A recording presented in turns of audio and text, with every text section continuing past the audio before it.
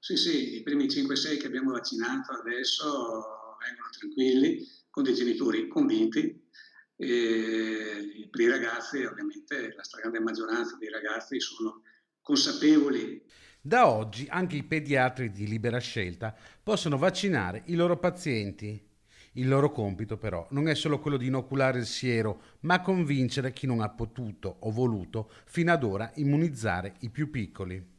Diciamo che adesso ci aspetta il compito difficile di andare a convincere anche coloro che non erano così convinti in fase iniziale. No? Perché la perplessità maggiore è in genitori che si sono già vaccinati, per la verità. I genitori si sono vaccinati e hanno qualche dubbio sulla vaccinazione dei ragazzi.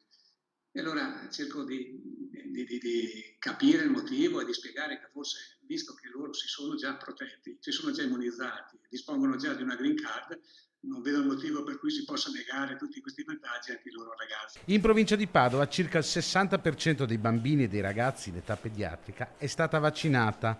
Ora il compito dei 91 professionisti della cura dei più piccoli che hanno aderito all'iniziativa in provincia di Padova è quello di alzare il tasso di immunizzazione. È un vaccino ormai stra-sperimentato, nel senso che è vero che è giovane di età, ma sono state fatte miliardi di dosi di questo vaccino. Come mai è accaduto nella storia della vaccinologia in così breve tempo tante dosi? E quindi la casistica è immane, insomma.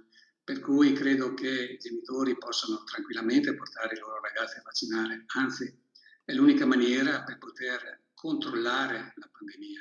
Con tutta probabilità si andrà verso l'estensione dell'età minima per il vaccino. Sicuramente sì, sì, ci sono già delle sperimentazioni ben avviate ed è probabile che fra qualche mese si possa estendere la vaccinazione anche in età inferiore ai 12 anni, come lei diceva, dei 6 anni su, la probabilità è buona.